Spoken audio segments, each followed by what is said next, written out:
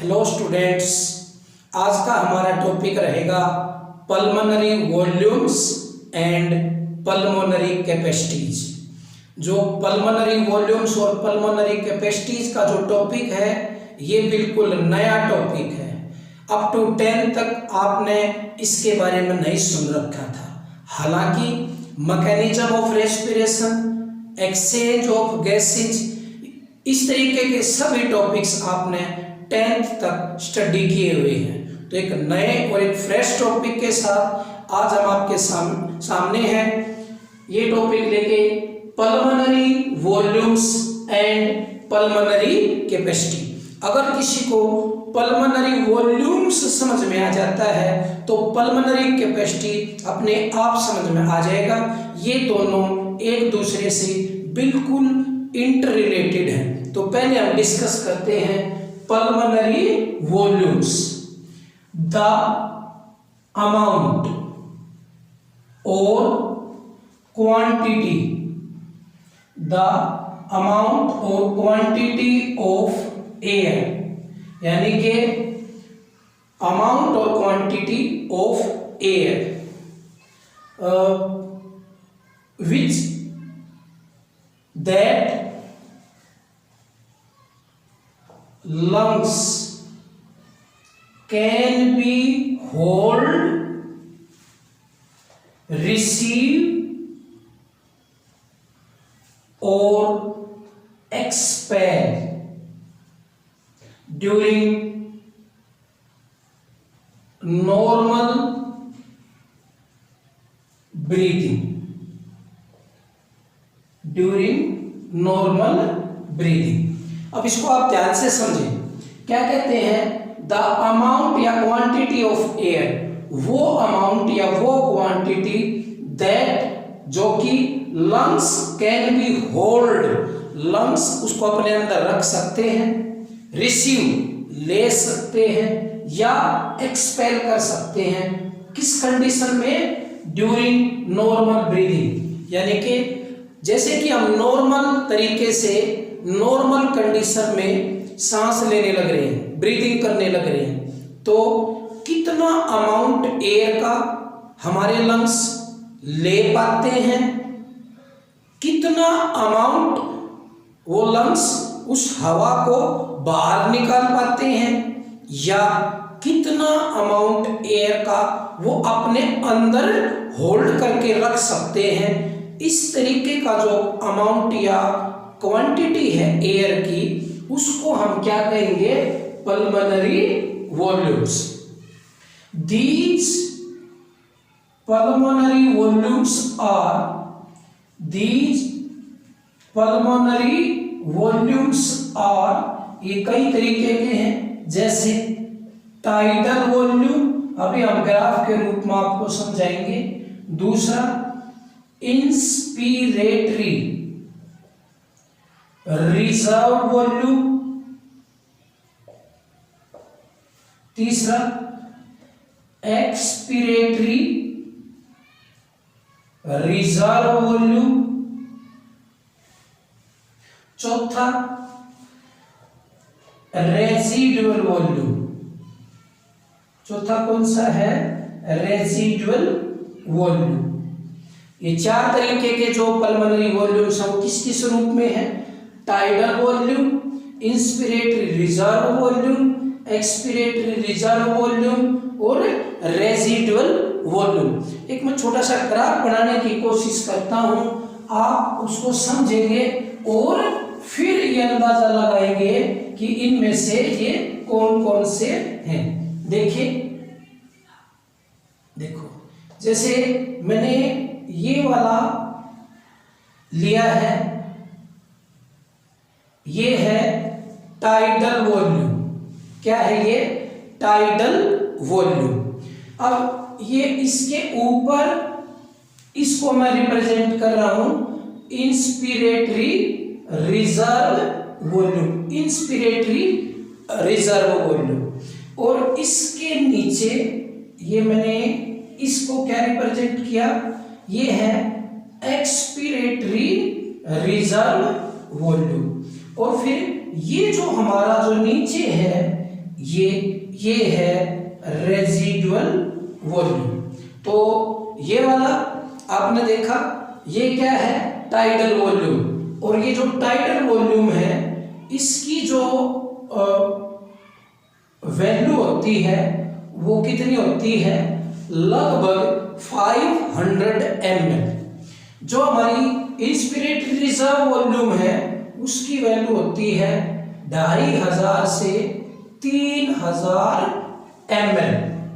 और जो हमारा एक्सपिरेटरी रिजर्व वॉल्यूम है वो है हमारा 1000 से 1100 ml। और जो रेजिडुअल वॉल्यूम है वो हमारा है 1100 से 1200 ml। तो ये चार हमारे क्या हैं, पल्मोनरी वॉल्यूम्स। ये है टाइडल वॉल्यूम, ये ऊपर वाला इंस्पिरेटरी रिजर्व वॉल्यूम, फिर ये नीचे वाला एक्सपिरेटरी रिजर्व वॉल्यूम, और सबसे नीचे वाला हमारा है रेजिडुअल वॉल्यूम। अब देखो ये जैसे हम इसको दिखा रहे हैं, ये टाइडल वॉल्यूम है ऐसे, ये टाइडल वॉल्यूम।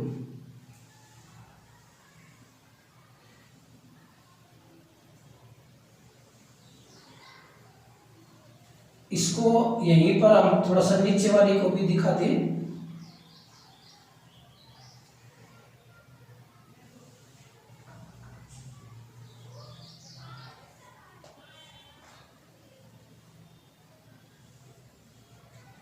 देखो ये तो ये क्या है, आपको पता हो तो ये क्या है बताओ शाबाश, टाइडल वॉल्यूम। ये क्या है, टाइडल वॉल्यूम। और ये वाला क्या है, ऊपर वाला इंस्पिरेटरी रिजर्व वॉल्यूम। और ये जो नीचे वाला है ये वाला, ये क्या है हमारा एक्सपिरेटरी रिजर्व वॉल्यूम। और ये जो हमारा जो ये वाला है ये क्या है, रेजिडुअल वॉल्यूम। तो इस तरीके से हम ये ग्राफ बनाते हैं। अब इसको आप ध्यान से देखें, ये मैंने इनके नाम बताए हैं, ये ग्राफिकल इसका रिप्रेजेंटेशन किया है और ये इनकी वैल्यू बताई है। अब जैसे मैं टाइडल वॉल्यूम को लिखता हूं, किसको, टाइडल वॉल्यूम को, ध्यान से देखें। नॉर्मल ब्रीदिंग के दौरान कितनी हवा, कितनी ऑक्सीजन, कितनी एयर हम इनहेल कर सकते हैं या कितनी हवा या एयर एक्सहेल कर सकते हैं बिना किसी एक्सटर्नल एफर्ट्स के। हमें बाहर से कोई एक्सटर्नल एफर्ट्स नहीं लगाना, जोर नहीं लगाना, बस नॉर्मल तरीके से कितनी हवा हम, जैसे मैंने नॉर्मल तरीके से हवा ली, छोड़ दी, तो मैंने कोई एक्स्ट्रा एफर्ट्स नहीं लगाया, तो जितनी क्वांटिटी ऑफ एयर हम इनहेल कर सकते हैं या एक्सहेल कर सकते हैं during normal breathing without any effort, उसको हम टाइडल वॉल्यूम कहेंगे। The amount of air, the amount of air which can be inhale, which can be inhale ले सकते हैं, और exhale हम छोड़ सकते हैं, छोड़ सकते हैं without any external efforts, बिना किसी और कोशिश के, during normal breathing, during normal breathing, जब हम नॉर्मल तरीके से सांस ले रहे होते हैं तो बगैर जोर लगाए कितनी हवा ले सकते हैं, कितनी हवा छोड़ सकते हैं, उसको हम क्या कहेंगे, टाइडल वॉल्यूम। और जो टाइडल वॉल्यूम है उसकी वैल्यू कितनी है, 500 ml, जैसे कि मैंने यहां पर लिखा है।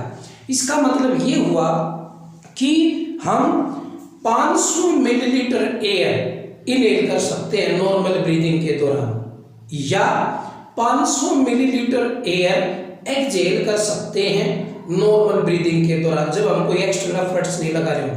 लेकिन जैसे ये अलग अलग भी होती है, जैसे छोटे बच्चे के अंदर थोड़ा वॉल्यूम ज़्यादा हो जाएगा, और एडल्ट के अंदर ये थोड़ा सा प्रभाव, जैसे एज के अनुसार भी, वर्किंग के अनुसार भी, बॉडी की कंडीशन के अनुसार भी ये वैल्यू बढ़ जाएगी। बट हम बिल्कुल नॉर्मल कंडीशन पर, नॉर्मल ब्रीदिंग के अंदर, एडल्ट के अंदर ये बात कहने लग रहे हैं। तो ये हमारा क्या है, टाइडल वॉल्यूम। तो हम कितनी एयर ले सकते हैं जब सांस लेते हैं, तो 500 ml।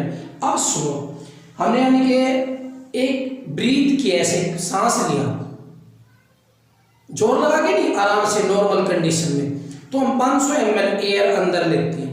आपको ये जानना होगा कि इस 500 ml एयर में से करीबन 350 ml goes to lungs and 150 ml air is used to fill respiratory tract which is not involved in exchange of gas। भाई 500 ml एयर जो हमने ली है उसमें से 350 ml कहाँ जाएगी, लंग्स के अंदर, तो 150 ml बच गई। वो जो हमारा रेस्पिरेटरी ट्रैक्ट है, एक्सटर्नल नोस्ट्रिल से लेके और ब्रोंकाई और ब्रोंक्यूल्स तक, ओल्वुलर डक्ट तक, उस रास्ते को फिल करने में काम आएगा 150 ml।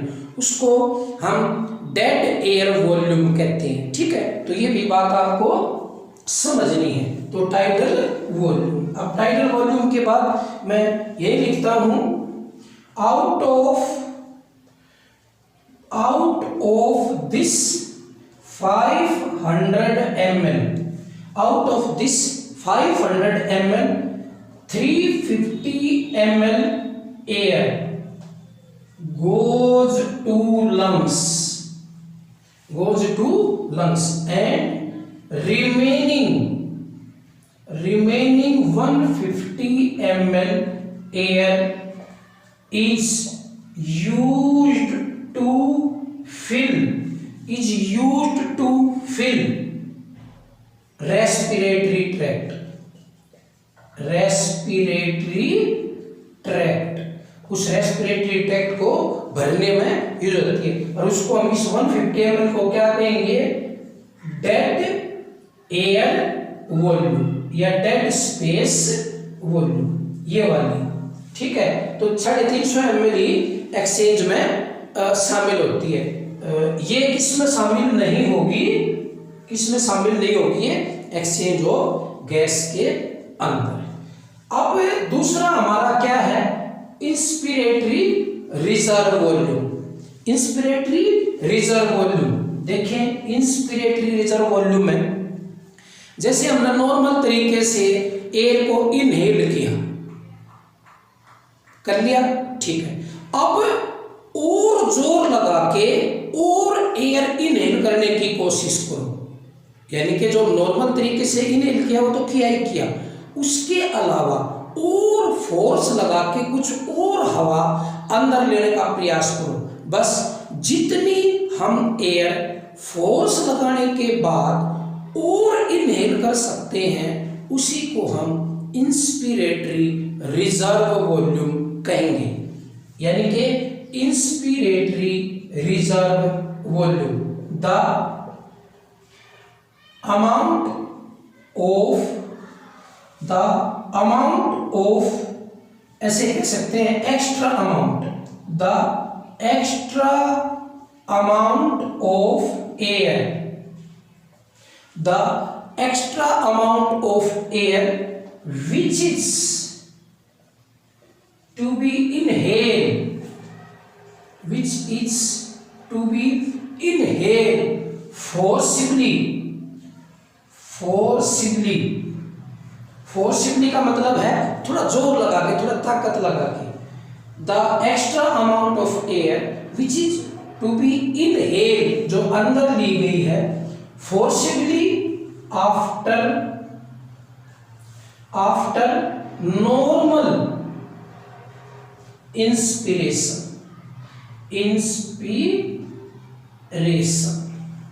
हमने इंस्पिरेशन किया, जितनी वॉल्यूम जितनी हवा हमने लेनी थी ले ली, लेकिन उसके साथ साथ जोर लगा के कुछ और हवा अंदर इनहेल करने की कोशिश की। बस वो जितनी एक्स्ट्रा हवा अंदर गई उसी को हम क्या कहेंगे, inspiratory reserve volume. It's value is 2500 to 3000 ml, यानी कि 2500 से 3000 ml ये है। जैसे मैंने सांस लिया, जैसे अब मैं और जोर लगा के और कुछ हवा अंदर लेने की कोशिश करूंगा तो कुछ एक्स्ट्रा हवा अंदर जाती है बस उस, लेकिन ये कब है, नॉर्मल इंस्पिरेशन के बाद फोर्स लगा के एक्स्ट्रा हवा अंदर लेना, यानी कि नॉर्मल इंस्पिरेशन के बाद फिर जोर लगा के कुछ और एक्स्ट्रा एयर अंदर लेने की कोशिश की है, उसको हम इंस्पिरेटरी रिजर्व वॉल्यूम कहेंगे। उसकी वैल्यू मैंने यहाँ पर ये लिखी हुई है, ये वाला ये है इसका। अब है हमारा expiratory reserve volume, expiratory reserve volume. मैं ये मिटो नहीं रहा हूं ताकि आप इसको देखते रहें और समझते रहें, इसी से हम पल्मोनरी कैपेसिटी भी करेंगे। एक्सपिरेटरी रिजर्व वॉल्यूम, अब इसमें क्या है, the extra amount of air, the extra amount of air exhale. अब की पहले वाली डेफिनेशन में था यहाँ पे इनहेल, क्योंकि वहां तो और लेनी थी, निकालनी है। The extra amount of air exhale forcibly, force लगा के after normal expiration is called expiratory reserve volume। expiratory reserve volume, जैसे मैंने हवा बाहर निकाली, अब मैं जोर लगा के कुछ और हवा बाहर, एक्स्ट्रा एयर बाहर निकालने की कोशिश करूंगा।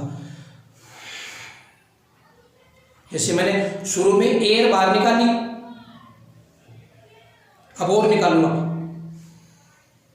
यानी कि एक्स्ट्रा अमाउंट ऑफ एयर, कुछ और एक्स्ट्रा एयर एक्सहेल की जाएगी, बाहर निकाली जाएगी फोर्सफुली, ताकत लगा के, कुछ फोर्स लगा के, लेकिन कब, आफ्टर नॉर्मल एक्सपिरेशन।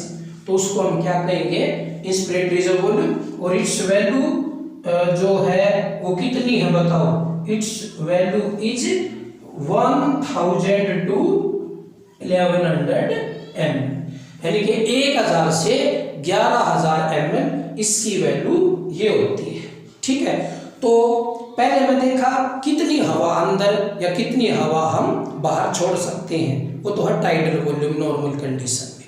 अब कितनी हवा लेके और फोर्स लगा के कितनी और ले सकते हैं, वो है इंस्पिरेटरी रिजर्व वॉल्यूम।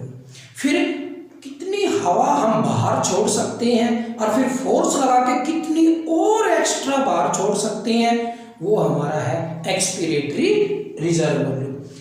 चाहे हम सांस छोड़ चुके हों, एक्सप्रेशन कर चुके हों, हमने जैसे मान लीजिए जोर लगा के और पूरी हवा लंग्स से बाहर निकाल दी, फिर भी कुछ एयर लंग्स के अंदर हमेशा रहती है। जो हमेशा रहने वाला जो वॉल्यूम है लंग्स के अंदर एयर का, वो क्या कहलाएगा, residual volume. Residual volume, the amount of air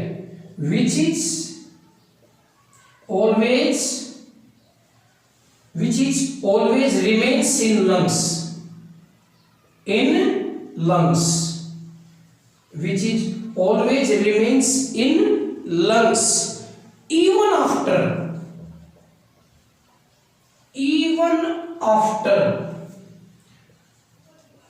forcibly expiration। अगर हम जोर लगा के एक्सप्रेशन करेंगे, फोर्स लगा के एक्सप्रेशन करेंगे, तो भी कुछ न कुछ हवा हमेशा इसके अंदर रह जाती है लंग्स के अंदर। बस जो ऑलवेज रिमेन्स इन लंग्स रहे फोर्सिबली एक्सप्रेशन के बाद भी, तो उसको हम कहेंगे रेजिडुअल वॉल्यूम। और जो रेजिडुअल वॉल्यूम है उसकी वैल्यू कितनी है? 1100 ml से 1200 ml। तो ये 4 तरीके के क्या थे हमारे पल्मोनरी वॉल्यूम्स। अब हम करेंगे पल्मोनरी कैपेसिटीज। अब पल्मोनरी कैपेसिटीज बिल्कुल आसान है, बिल्कुल आसान, ध्यान से देखेंगे। पल्मोनरी कैपेसिटीज मैं यहां लिखता हूं डेफिनेशन। पल्मोनरी कैपेसिटीज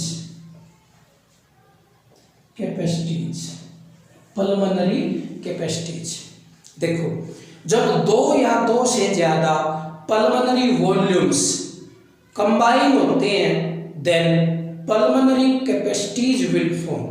यानी कि पल्मोनरी कैपेसिटी तब बनेगी जब 2 या 2 से ज्यादा पल्मोनरी वॉल्यूम्स जुड़ेंगे। तो pulmonary capacity the combination of, I think यहां तक दिख रहा होगा आपको, द कॉम्बिनेशन ऑफ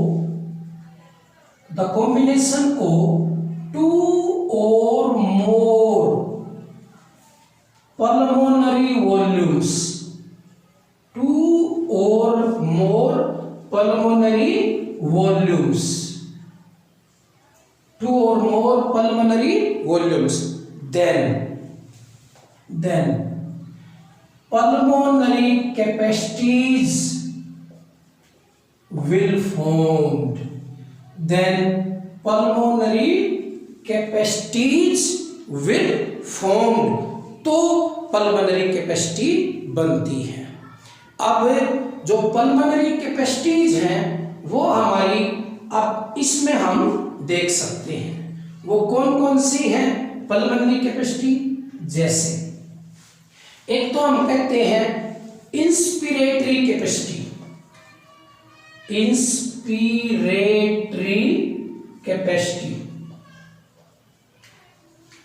ये इंस्पिरेटरी रिजर्व वॉल्यूम है, तो ये, लेकिन ये क्या है? Inspiratory capacity. दूसरा है एक्सपिरेटरी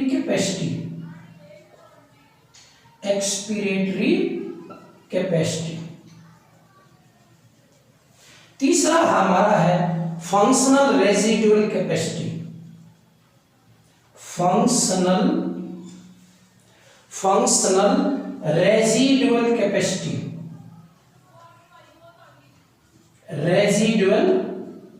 कैपेसिटी, पहला कौन सा है? Inspiratory capacity. दूसरा क्या है? Expiratory capacity, functional residual capacity तीसरा। और चौथा है वाइटल कैपेसिटी, ये लंग्स की है सारी, वाइटल कैपेसिटी। और तीसरा चौथा। अब जो 5वां है वो है टोटल लंग कैपेसिटी। जो 5वां है वो हमारा total lung LUNGS lung capacity. तो हमारी कितनी कैपेसिटीज हुई? 5। Inspiratory capacity, expiratory capacity, functional residual capacity, vital capacity और टोटल लंग कैपेसिटी। अब हम इंस्पिरेटरी कैपेसिटी करेंगे। पहले कौन सी करेंगे? Inspiratory capacity.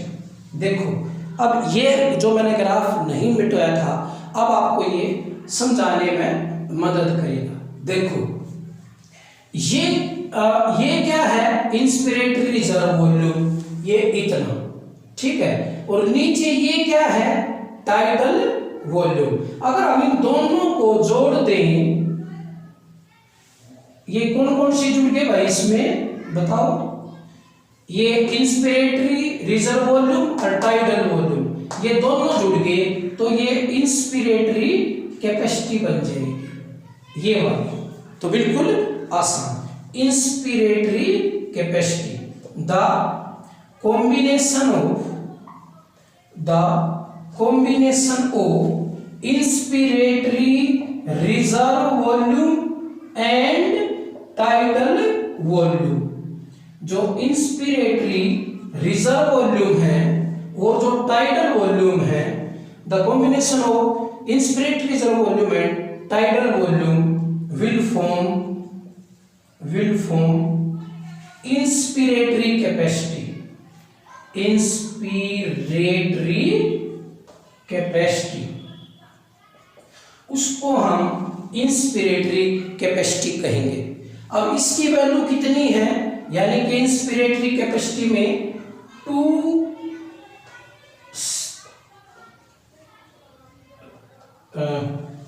2500 से 3000 प्लस ये क्या है, टाइडल वॉल्यूम, तो कितना आ जाएगा ये 3000 से 3500 ml, ये ml। तो इंस्पिरेटरी कैपेसिटी जब दो जुड़ जाएंगी, ये वाली और ये वाली, तो ये दोनों की वैल्यू भी जोड़ देंगे, ये वैल्यू और ये वैल्यू दोनों जोड़ दी तो इतनी आ जाती है। ये है inspiratory capacity.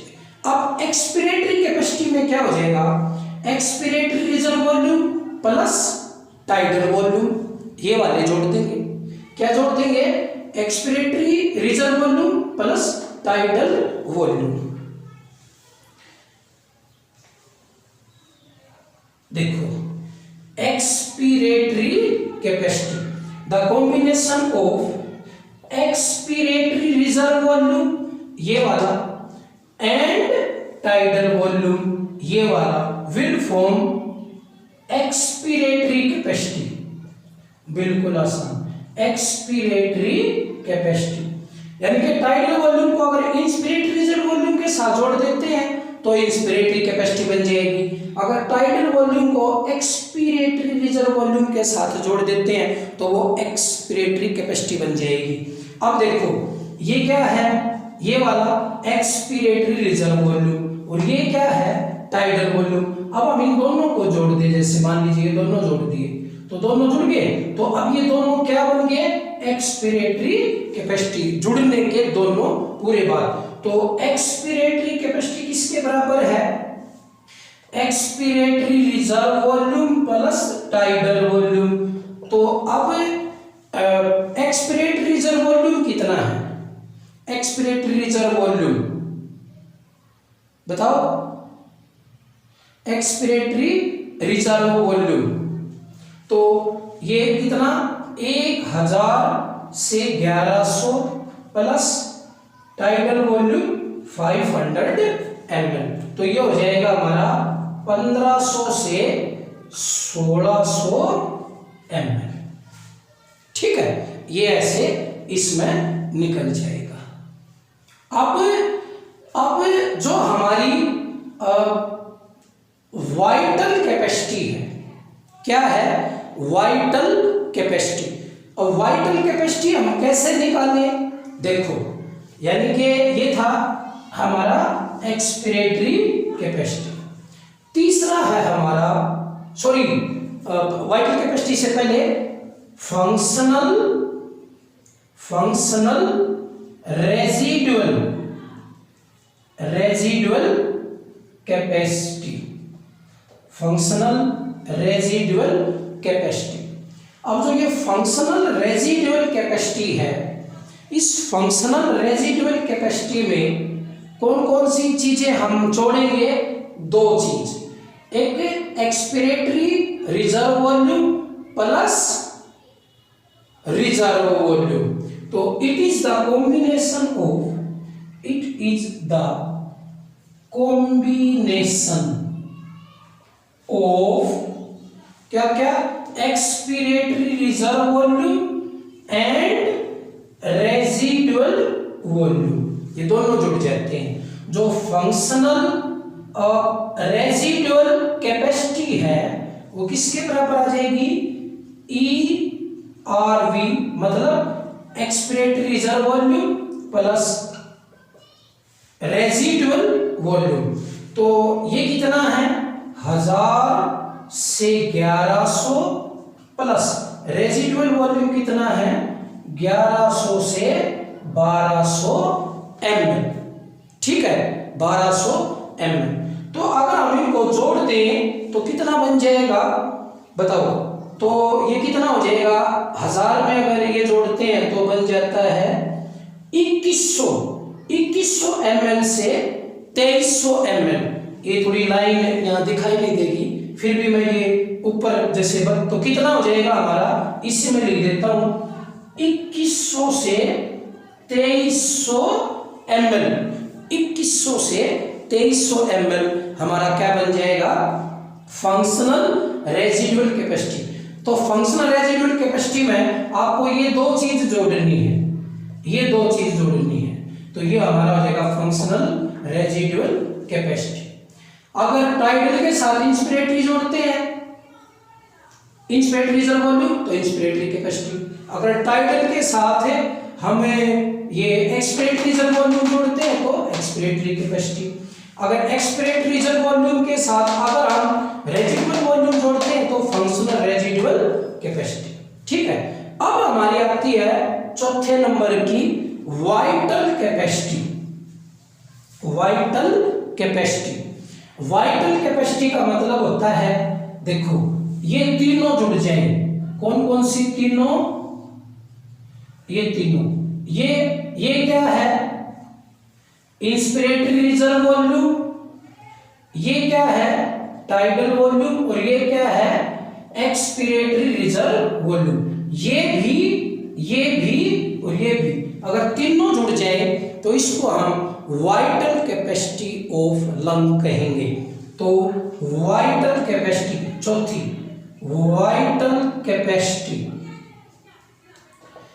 It is a combination of, it is a, ये किस किस का है, कॉम्बिनेशन ऑफ, इसमें तीन चीजें जुड़ती हैं, inspiratory reserve volume plus tidal volume and expiratory reserve volume, तीन चीज जुड़ जाएंगी। तो जो वाइटल कैपेसिटी है उसमें हम इंस्पिरेटरी की कितनी वैल्यू है, 2500 से 3000 प्लस टाइडल की कितनी है 500 ml प्लस एक्सपिरेटरी की कितनी है 1000 से 1100 ml। अब इसको जोड़ेंगे तो कितना हो जाएगा, जैसे 2500 500 3 और 4000 से लेके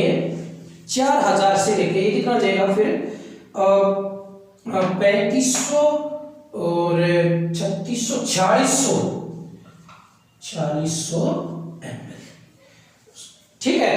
तो जो वाइटल कैपेसिटी है इन तीनों की अगर हम ये जोड़ देंगे तीनों की ये, तो हमारी हो जाएगी वाइटल कैपेसिटी, इसमें तीन जुड़ जाएंगे। अब हमारा बचता है चौथे वाला और वो है टोटल लंग कैपेसिटी। चौथा, पांचवा क्या है, टोटल लंग कैपेसिटी। और ये तो आप समझ ही गए होंगे कि इसमें सभी को जोड़ देना है, ऊपर से नीचे तक सभी को, ये सभी का मतलब ये चारों के चारों वॉल्यूम्स जोड़ देंगे। ये क्या है, इंस्पिरेटरी रिजर्व वॉल्यूम, ये टाइडल वॉल्यूम, ये एक्सपिरेटरी रिजर्व वॉल्यूम और ये रेजिडुअल वॉल्यूम, तो चारों को जोड़ देंगे तो ये हमारी बन जाएगी टोटल लंग कैपेसिटी। तो it is the combination of, it is the combination of, it is the combination of all pulmonary volumes, चार ही है, चारों जोड़ दी, pulmonary volumes, यानी कि जितने भी pulmonary volumes हैं वो चार हैं, उन चारों को जोड़ दिया। तो total lung capacity is equal to inspiratory reserve volume plus tidal volume plus expiratory reserve volume plus residual volume. अगर हम इन सभी को जोड़ देंगे तो कितना आ जाएगा, इसकी वैल्यू कितनी आ जाएगी? तो इंस्पिरेटरी कितना है 2500 से 3000, ठीक है, प्लस ये कितना टाइडल वॉल्यूम 500, फिर एक्सपिरेटरी कितना है 1000 से 1100 ml और रेजिडुअल वॉल्यूम कितना है 1100 से 1200 ml। तो इतना हो जाएगा। अब इनको जोड़ेंगे तो ये कितना हो जाएगा 2.5 3 4 5, यानी कि 5100 से लेके, यहां जगह नहीं मैं ऊपर ले लेता हूं, 5100 ml से लेके कितना हो जाएगा 3 3.5 4.5 5.5,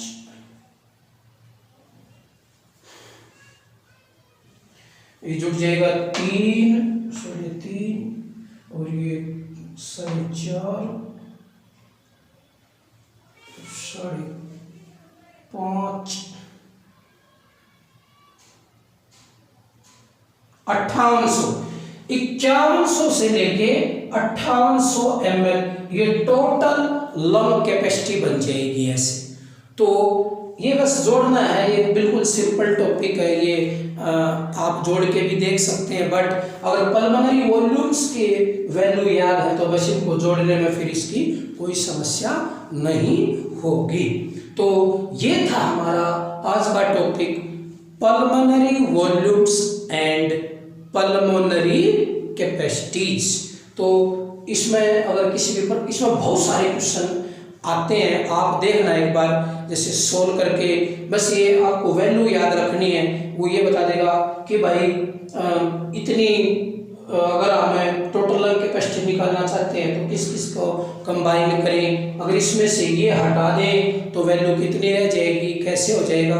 तो इसका ग्राफ, सभी 4 पल्मोनरी वॉल्यूम्स की डेफिनेशन और 5 पल्मोनरी कैपेसिटीज की डेफिनेशन और सभी की वैल्यूज और इनको जोड़ना बिल्कुल थर्ड क्लास काम है। वैसे नया टॉपिक है और इस theory as well as competition point of view काफ़ी इम्पोर्टेंट है। तो इसको अच्छे से ड्रॉ करके बना के और इसकी वैल्यू निकाल के आराम से देखेंगे। ओके, तो ये हमारा टॉपिक यहाँ पर ख़त्म है। नेक्स्ट टाइम हम कुछ रेस्पिरेटरी डिसऑर्डर से रिलेटेड कुछ डिजीज करेंगे और उनके कुछ सिम्टम्स। ओके।